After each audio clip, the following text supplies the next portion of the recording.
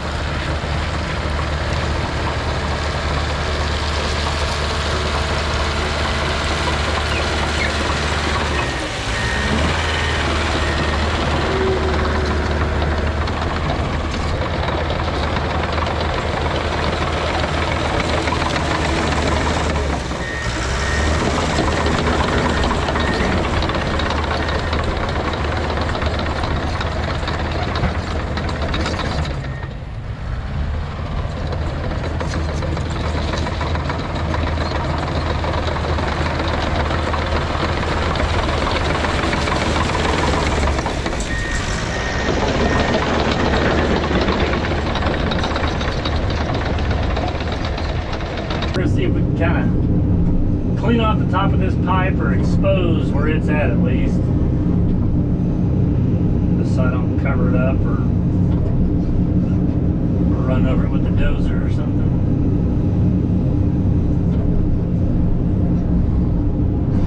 Maybe somewhere in this corner, because I remember seeing the top of it.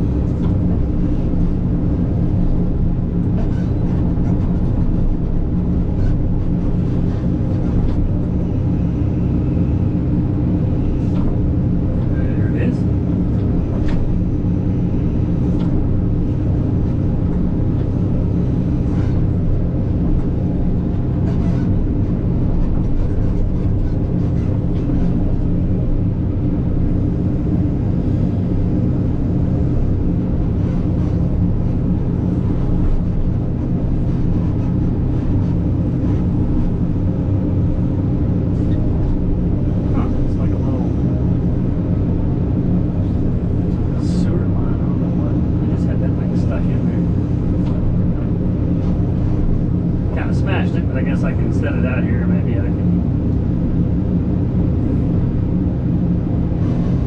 just keep track of it, I guess.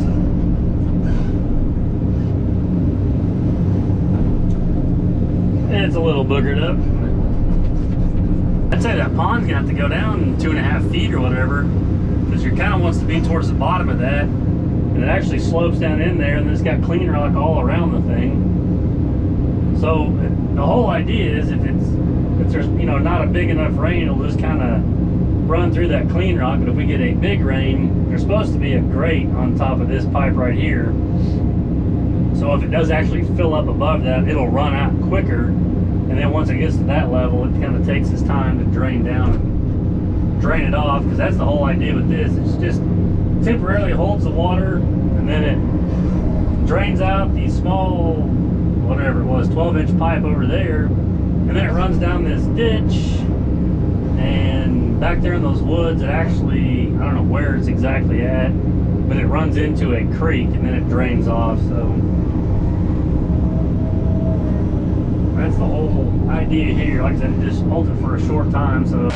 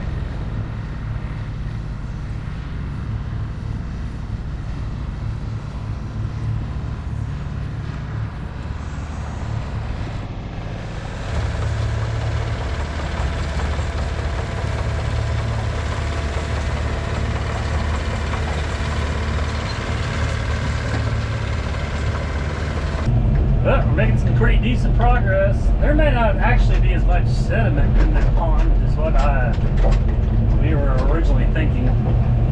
But I'm down to the clay right here, but right, I don't know, just past this big rock I'm getting ready to go by, it gets into a lot more softer stuff there, so, which makes sense, it's down there at the end, but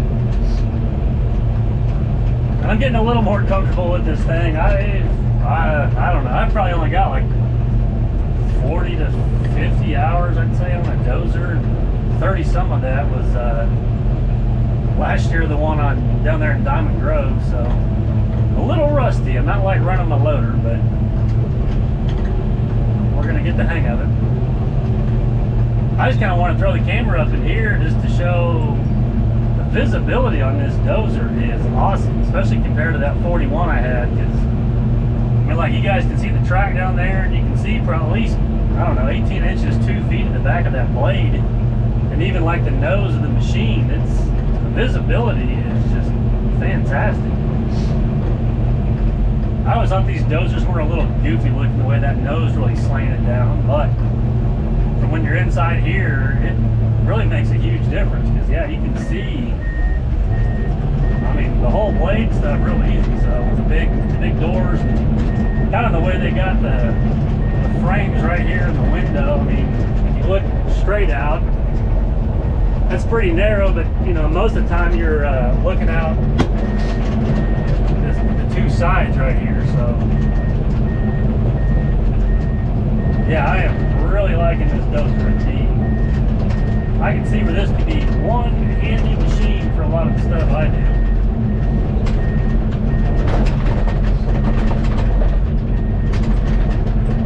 Yeah, I'm probably good here. I just need to smooth it out a little bit more. As it goes along and it gets kind of soft and gouges in, and then we're back up on top of the clay. But like I said, I think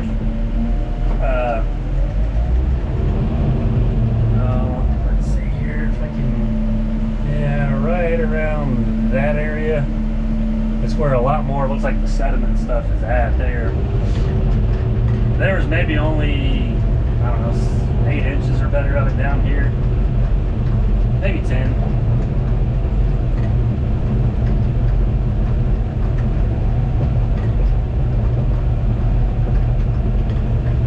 The one thing I like about this dozer is the blade is quick, so if you do kind of feel yourself going up and down, you can move that blade or adjust it the way you need to really fast.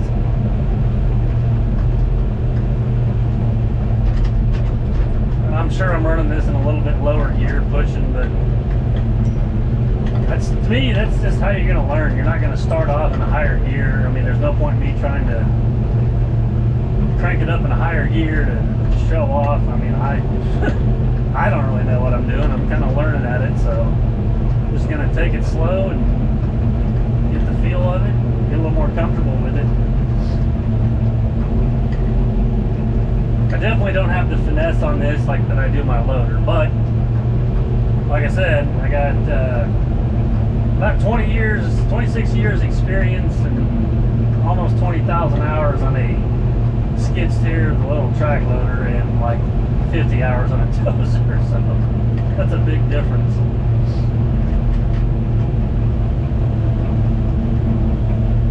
Yeah, I am really liking this machine, so this would, I could come up with all kinds of things where this would have been handy, like, you know, building pads or doing some of these roads. Just, you can move a lot of dirt in a short amount of time, even with this size dozer, so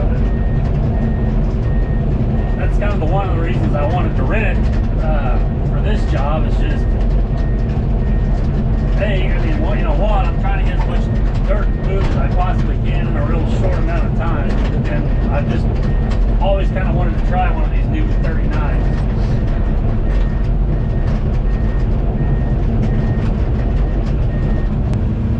I just thought this was going to be kind of an ideal job for me to get one of these and kind of practice with it, because it's really not a lot to mess up. I mean, you got to cut it down and then slick it up. So I mean, I may have to bring the loader in to get the dirt finished up, where I wanted it. So I don't know. I may be able to get it with the dozer close enough. We'll just have to see how the week goes.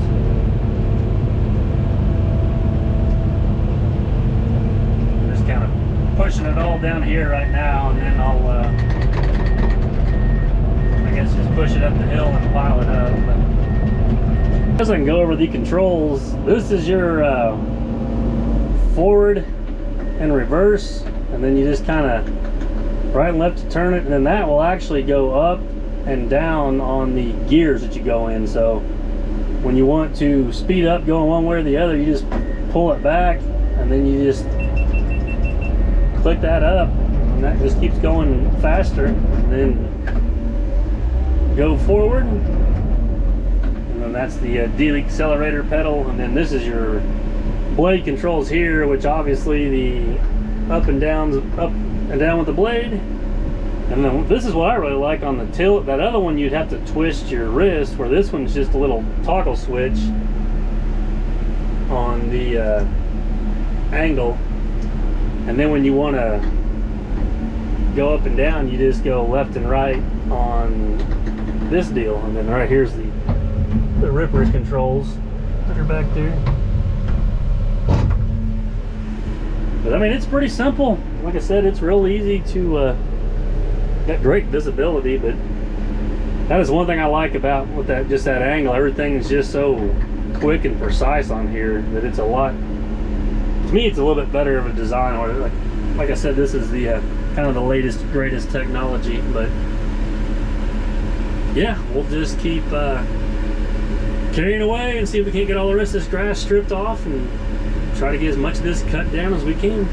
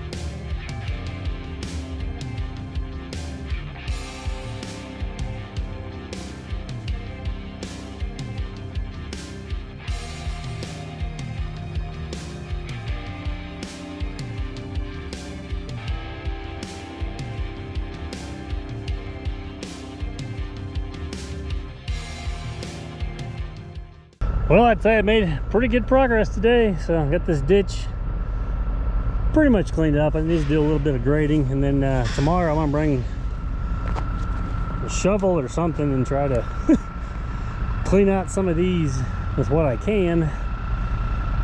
And I may even cut them or trim them back a little bit and kind of dress them up some. Got to load a 3-inch in here for the construction drive, because once we're done hauling everything out, I've actually got to cut a 6-foot wide flat bottom ditch straight out from there all the way to that tree line, and then I'll just kind of flare the sides from there. So this will all have to go away, but at least for now we can get the trucks in here. Got a decent amount of stuff piled up.